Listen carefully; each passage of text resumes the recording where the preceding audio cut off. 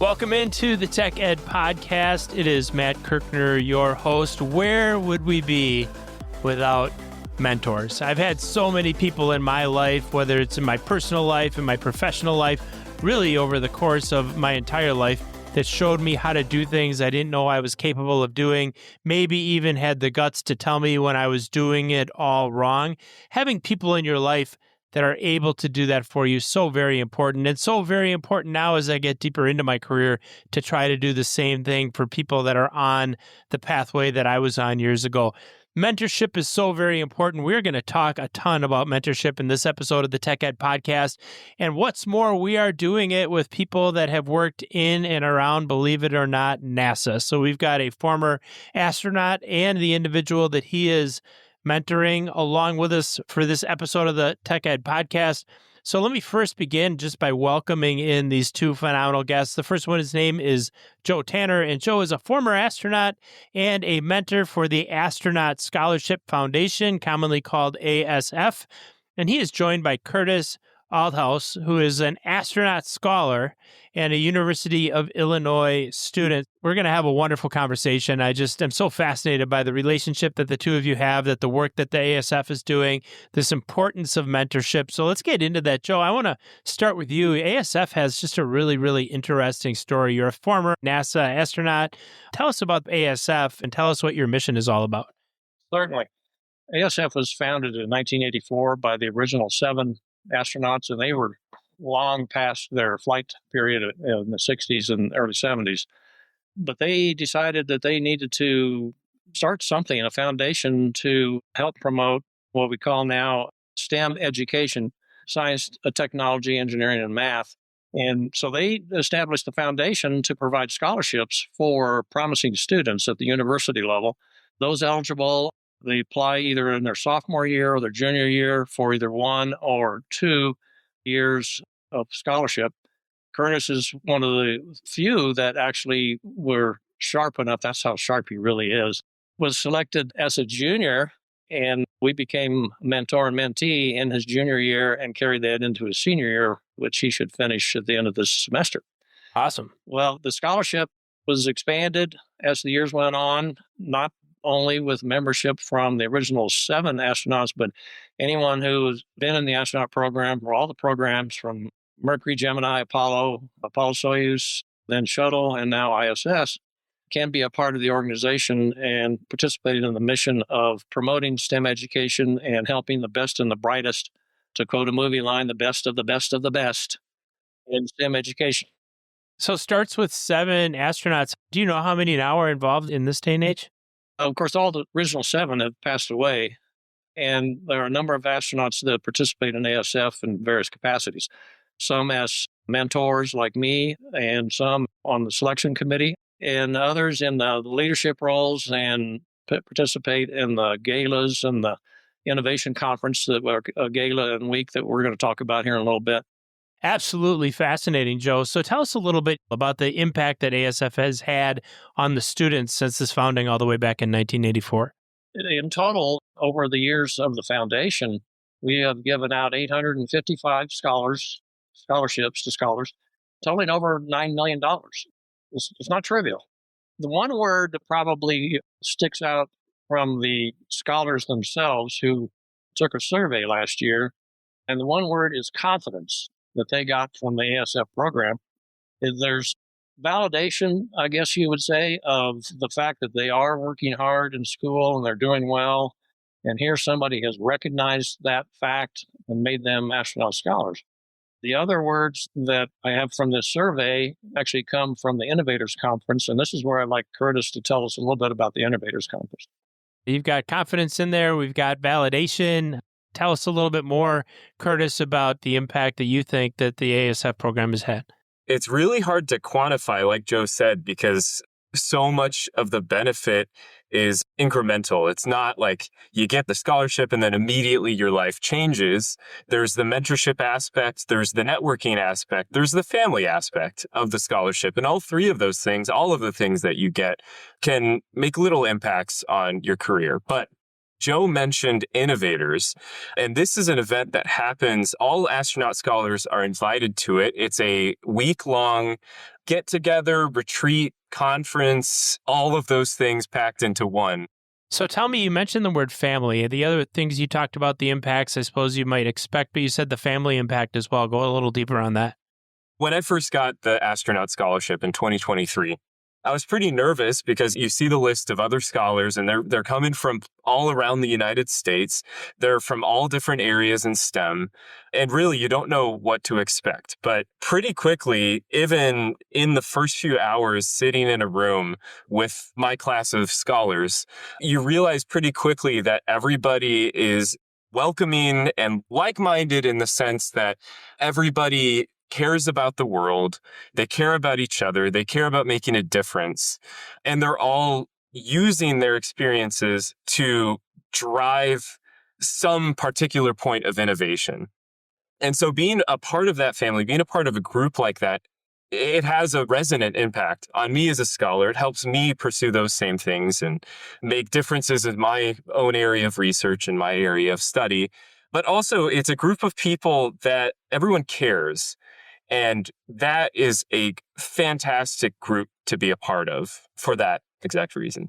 No question. So you're like-minded, everyone cares, and I'm guessing, and Joe already kind of alluded to this, everyone's really, really smart too, right? So Curtis, maybe you're too modest to admit that, but I got to believe you're a really, really sharp, smart individual as well to be selected for this program, but certainly smarts and intelligence, that's important. What do you think they saw in you specifically that led you to this amazing opportunity? One of the things that I think really well describes astronaut scholars is they are multidimensional. They're not just good at school. They also do very interesting things outside of school. And in my case, I'm a dancer. No way. I do Latin dance. I perform, teach, travel, you name it. I do that in addition to a lot of random things that I do. My game of two truths and a lie is very difficult. I'll just say that. Yeah, for sure. Well, and I would tell you, I think we've had a lot of firsts on the Tech Ed podcast in our 200 plus episodes. You, I think, are the first Latin dancer that we've had on the podcast, or at least the one that's brought up the topic. How did you get into that? I should preface by saying before college, I never danced in my life. I mean, sometimes dance floor at a high school dance, sometimes you'll see me breaking a move. Yeah. But some will say that I've never danced in my life either, although I've tried many times. That's right. yeah, so we have an event at the U of I called Quad Day, and this is the Las Vegas strip of U of I registered student organizations. Everybody has their posters up and candy, and they're trying to get you to sign up for their club. And it just so happened that my freshman year, I was at Quad Day, and I walked past this booth of these dancers in these black outfits with these red flowers, and I just thought it was the coolest thing, coolest outfit. It'd be cool to dance in something like that, but it's a long shot, right? So I go to the audition. I think I flubbed the audition, but long story short, I somehow make it onto the team. And then a year later, I was elected the artistic director of the team. I'd done music for most of my life, but I then went on to teach and travel and dance all across the United States after that. Fascinating story and a real good lesson, I think, especially to our students that maybe get pretty caught up in academics, and it's easy to do that it really is in a lot of cases that well-rounded student and that person that has a great academic story but also has a great story outside of academia and their coursework that really attracts, whether it's an employer or in this case, the ASF to that particular individual, and then mentors them along this incredible journey. So here we've got Curtis, who was both a 2023 and 2024 astronaut scholar. Going back before that, all the way back to 2016, Joe, the formal mentorship program launched as part of ASF, and you've been a mentor ever since that very first year. So 9 years since that launch. So tell us about your experience as an astronaut and specifically how, and as a pilot for that matter, how those experiences shaped your approach to how you mentor someone like Curtis. The decision I made to go into the Navy and become a Navy pilot enabled me to get a job with NASA, also as a pilot for 8 years before I finally got selected in the astronaut office. I would not have been selected if I hadn't done both those two things. I'm sure of it. And so those two experiences critically formed my ability to help someone like Curtis who would like to follow a similar path. He's pursuing more of the academic qualifications, become an astronaut. He's going to get a PhD and maybe work in industry a little bit. And I trust that he and I will still be communicating at that time. The mentorship period is for 1 year, but I find it so rewarding and so much fun, really, getting to know these incredible scholars and developing a relationship with them that I keep in contact with probably half of the 9 mentees that I've had over the years. And that was going to be my question. So you build these relationships, then a lot of these folks you end up staying in touch with over time. That's got to be interesting. Is there one in particular that you would look to that's really accomplished some things that might be notable or done some interesting things that might be notable to the audience? Yeah, well, most of them are still in their PhD paths right now. And for instance, I think it was 3 scholars ago and she's going to Vanderbilt Medical School. And my wife and I were passing through Nashville. And so we just stopped by and had lunch with her. It's a beautiful campus too, by the way. I've been there. We were off campus, went to Chick-fil-A, as a matter of fact. But Okay. and the big football game between Texas and Vandy was going on that afternoon. So she had to leave and go to the game. But she's doing great, having a good time. And I said, I'm going to keep track of you. So don't change your telephone number. There you go. That's got to be so rewarding as a mentor to look back several years later and see them on that path. So certainly credit to you for staying in touch with those people and also for just being engaged as you are as a mentor. It's really, really important, as I mentioned in the intro, to have people that we can look up to. Curtis, clearly, Joe is somebody that you look up to with a tremendous amount of gratitude and admiration. As you're continuing along this path in your academic journey, I guess Joe had mentioned that you're pursuing the PhD route. Right now, you're studying chemistry and astrophysics at the University of Illinois. So work in, both the aspirations toward the PhD work, but also talk about what first drew you to these particular fields and how being part of ASF has influenced that particular path and your goals as a student, individual, in academia. Yeah, so I'm a chemistry and astrophysics double major, and I started off as a chemistry major. And I was a Lego kid growing up, so I played with Legos from dawn till dusk. And in many ways, chemistry is similar to Legos in that you're assembling atoms to build molecules that do all sorts of amazing things. But I had a really great high school chemistry teacher who gave me the freedom to do some experimentation in high school, which eventually led me to joining an electrochemistry lab where I continue to work today, working on energy storage research. The astrophysics part was just an interest of mine. I really like space. It's another thing that Joe and I share, is a love for space.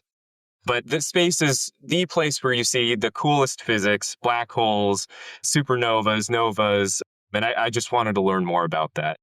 So just so I understand this correctly, so you're like going through organic chemistry and you're like, I think in my spare time, I'll just pursue a degree in astrophysics. Is that kind of how this came about?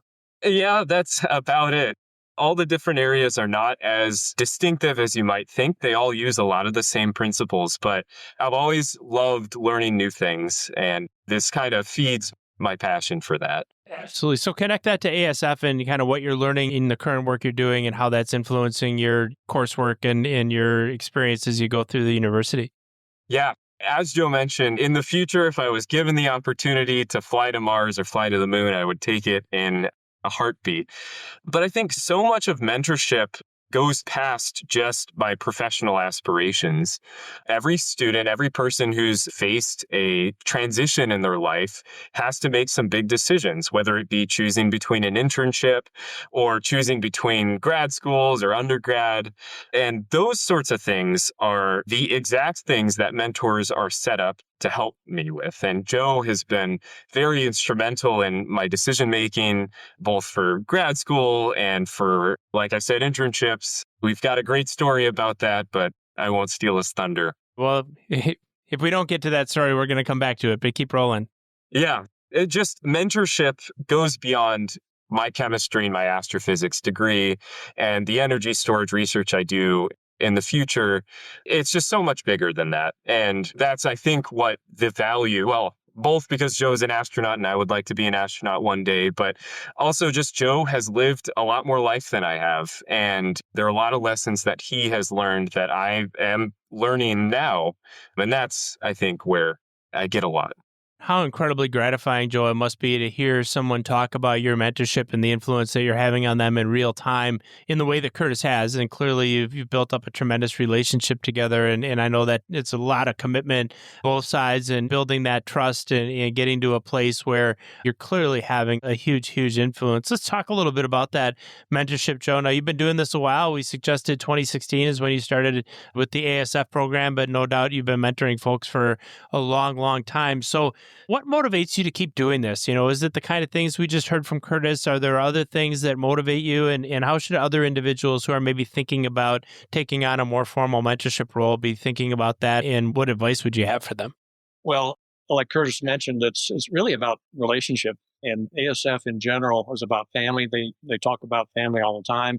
And we are one big family. And I'm just happy to be a part of it. And I'm going to keep doing the mentoring because I really enjoy it. I mean, who wouldn't want to get to know a person like Curtis? And we've actually met in person 3 times. Some of my other mentees, it was all on Zoom or meetings or something like that. But we've been together. He's visited my house here with his father, spent the night, and been to my house in Danville. I was a University of Illinois grad also from Danville. And he came over and we tromped around in the woods. And he mentioned I've lived more years than him. I think this was meant as a compliment. We were going up and down the hills in the woods. And he says, you're doing pretty good for an old guy. There you go. Absolutely. It's terrific. The key about mentoring, and Curtis alluded to it, is that I don't need to be an expert in astrophysics or chemistry. I know a little bit about both, but not enough to advise a person who's eventually going to be a PhD candidate. But the real key is to care about what they're doing and to listen more than you talk, ask questions, don't make decisions for the mentee. Although I think you wanted me to tell that one story about the coin. He was having a tough time figuring out what to do for summer or something. I can't even remember what the topic was now. Curtis, what was it?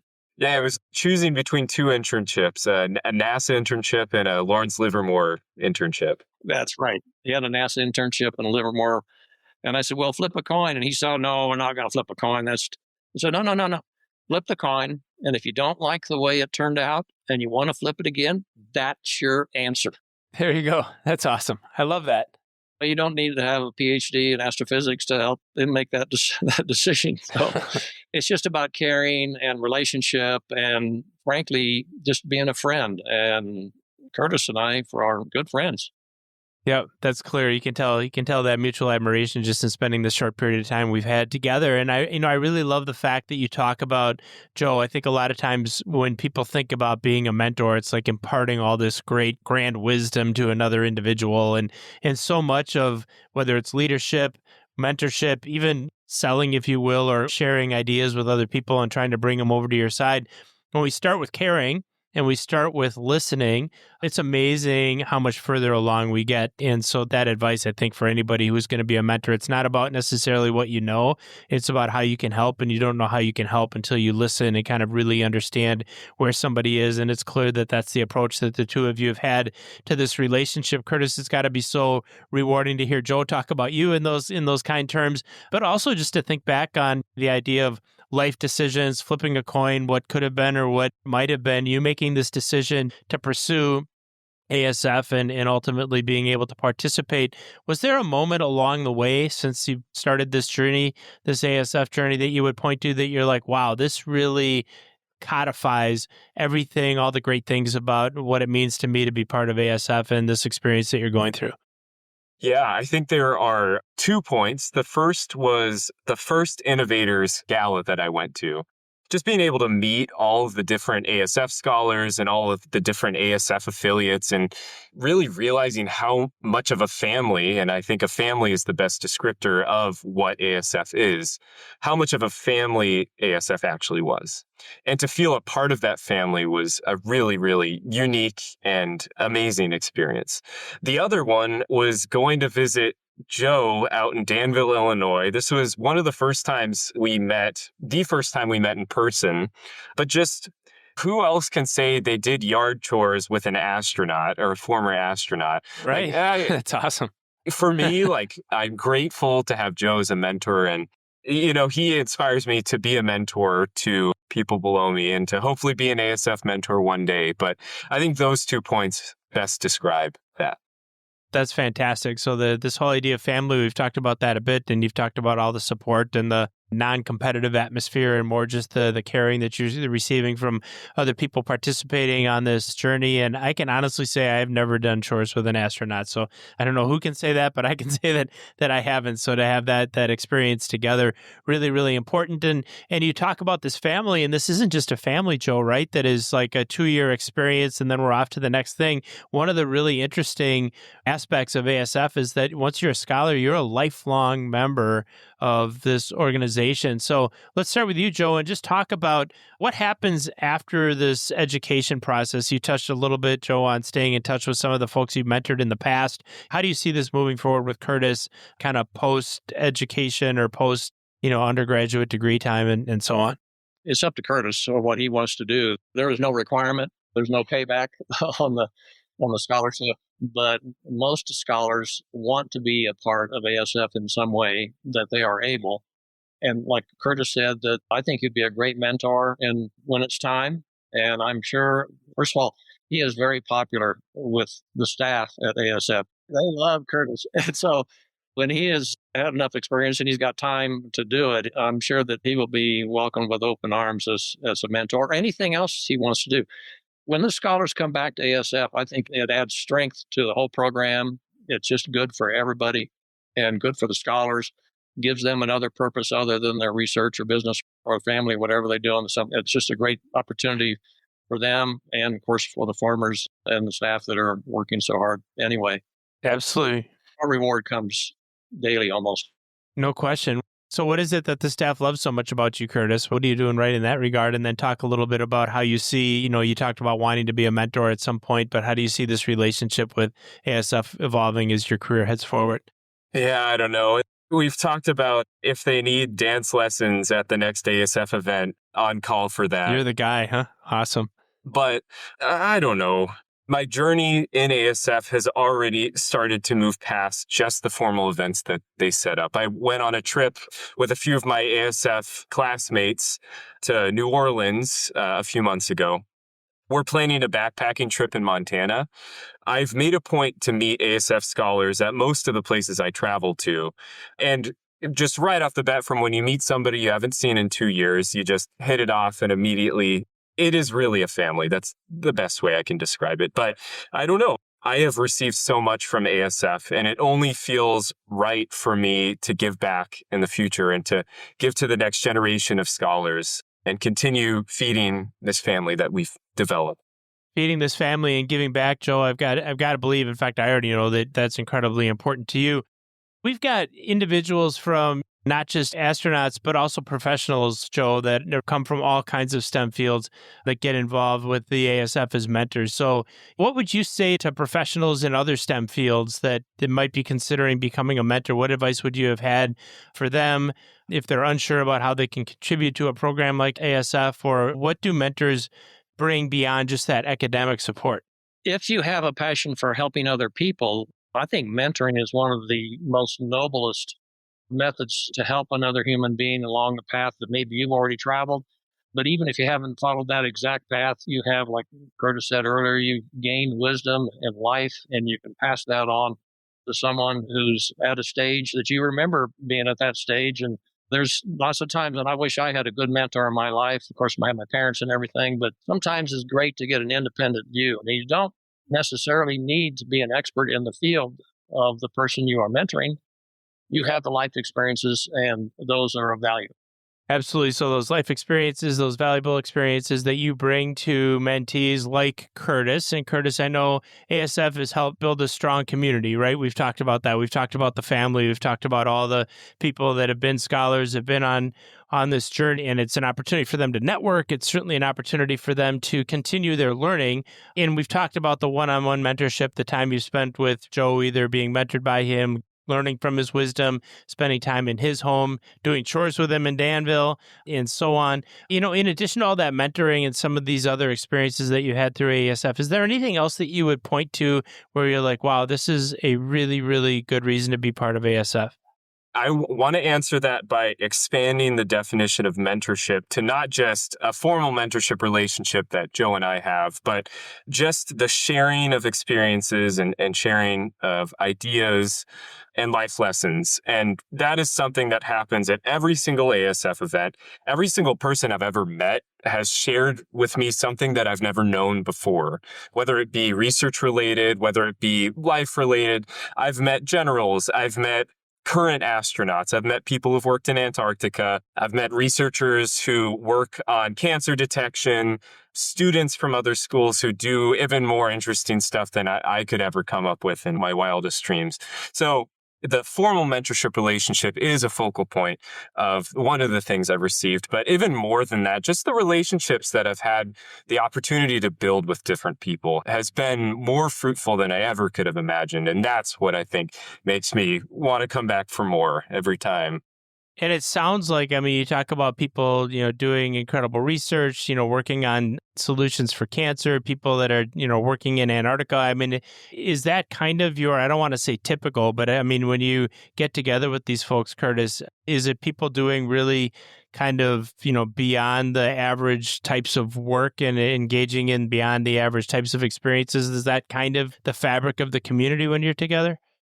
Absolutely. I think the thing that brings people into the fold of ASF, the ASF scholars, I should say, is research. Almost all of them do really, really interesting research. And I should add, sometimes the research comes along with being, say, a singer, a musician, or a champion power lifter, or an ultramarathon runner. Oftentimes, it is multiple things that these people excel at. And so, yeah, I would definitely characterize our community, at least the scholar community, as being people who just care about the world and who are doing amazing things to change it. We had a guest on the podcast not too long ago in the form of John Murphy. I think he was just last week. And John is senior vice president with the U.S. Chamber of Commerce, and talked about, when we talk at the end of this podcast about advice that people would offer to others, and we'll get to that with the two of you in a few moments as well. One of the things that John talked about was just seeking out people who are different from you, and seeking out people who he used the term weird, but he's kind of said, find weird people, right? And not as a pejorative at all, but just people that are eccentric, people that are doing really fascinating things. And it sounds like that's the kind of community in a lot of ways that you found with ASF, which makes it super, super fascinating. Joe, I want to talk. We've got a couple questions left here for both you and for Curtis. They're questions we love posing to our guests here on the podcast. And as much as we have a lot of educators that listen to this podcast, we have a lot of students, in fact, that listen to this podcast. We always like to ask a couple questions about education. Everybody had their own education journey. You no doubt had your own unique journey. So as you look back on education or think about education today, is there an opinion or a belief that you have about education that might be a little bit different than everybody else's? So I was a degreed mechanical engineer. I went from that degree, took a 4-month trip to Europe, and then I joined the Navy. Was in the Navy for 6 years, and I was kind of a ski bum, or didn't use my engineering degree for 4 years. And then I came to NASA as a pilot for 8 years, and then 16 years as an astronaut. And then I finally used my engineering degree when I went to the University of Colorado as an instructor, a teaching professor. But every day of my life, I have used what I learned in engineering, basically a way to think and the way to solve problems. And that's basically what the real value of my engineering degree was, is it taught me how to think and how to solve problems. I love that. Taught you how to think.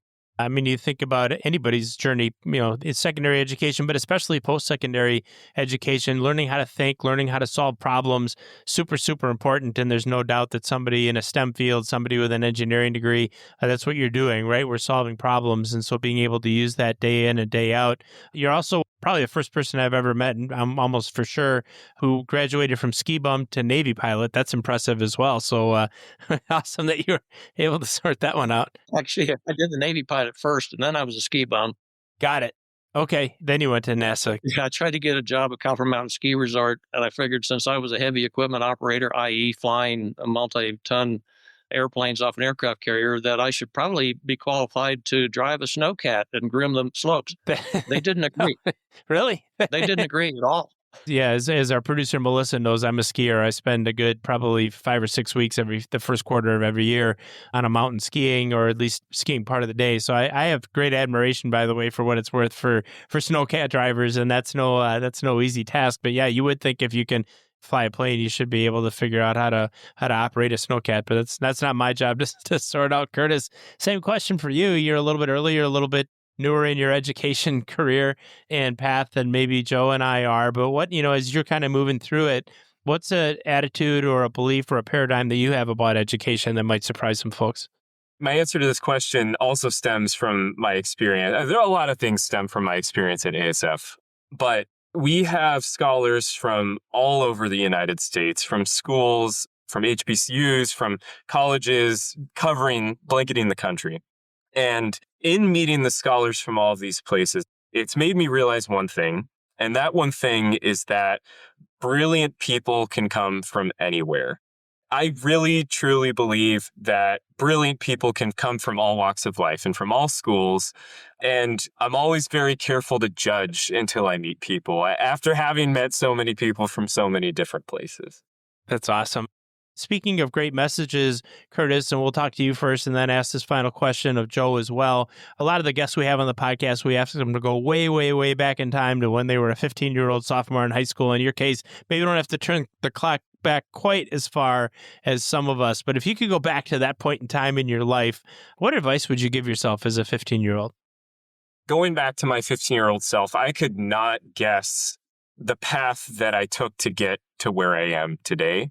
I could probably guess roughly where I would be going, what direction I would be going. But realistically, like where I am today was a culmination of random chance and weird experiences that were either positively or negatively impacting my trajectory. And I think if I had to give advice to my 15-year-old self, it would be do everything that you can to prepare you for what you want to do in the future, but don't dissuade yourself from doing that one weird thing that other people tell you, like, oh, don't do Latin dancing, don't learn how to play the congas, don't do those things. No, I think all of those things contributed to who I am today, and I'm not afraid to veer off into wild directions now.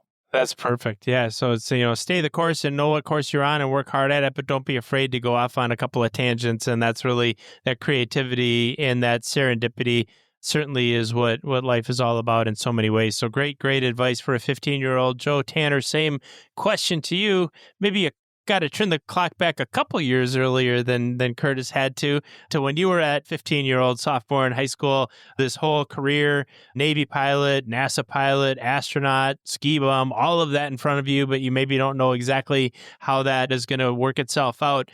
You go back to that 15-year-old Joe Tanner, what advice do you give him? Well, first of all, Matt, I don't want to go back to the 15-year-old version of me. That was hard enough the first time. No, I would say to myself, whatever you do it with your whole heart and your whole effort. No halfways, no shortcuts, no laziness. I didn't learn that lesson until I got into the Navy, and they helped teach me that. There's one good thing about the military, but I realized then that if I want something bad enough, I wanted to fly jet airplanes off carriers. I wanted that bad enough that you better go all in on everything that you do. The other thing I would want to say is I got permission to share a quote from a high school student, a high school graduating senior at an awards bank in Florida that I was the keynote for. And afterwards, I asked him, he was the primary winner of a national award. I mean, this is top shelf kind of guys. But I asked him, Patrick, what do you really want to do in life? And he looked right at me and he says, I don't know, but I'm doing everything I can to prepare myself to do it. And I told him I thought that was the most brilliant answer I'd ever heard. Yeah, from a high school student too. Can I use it? And he said, absolutely. So I did. I love that. Yeah, that's really, really good advice, all of that. Certainly giving something, everything you've got. There are no shortcuts. There's no halfway points. There's certainly no laziness along that route. Give it everything you have, whatever you're up to.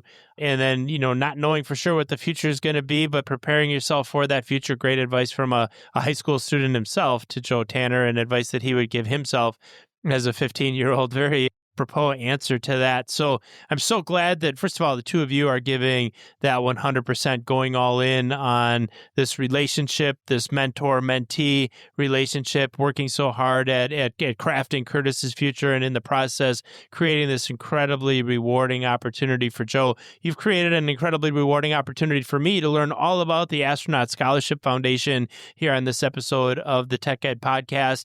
And just can't thank you, both you, Joe Tanner, the former astronaut and ASF mentor, and Curtis Althaus, astronaut scholar and University of Illinois student. To both of you, thank you so much for being with us. Thank you. Thank you, Matt. What a great conversation we had with both Joe and Curtis today on the Tech Ed Podcast. We talked about the show notes, and you will find those at techedpodcast.com/ASF, techedpodcast.com/ASF. Check out those show notes. Check us out on social media. We're on LinkedIn. We are on Instagram. We are on TikTok. Anywhere you go for your social media, Facebook as well, you will find the Tech Ed Podcast. When you do, reach out and say hello. And don't forget to join us again next week on the Tech Ed Podcast. Until then, my name is Matt Kirkner. Thanks for being with us.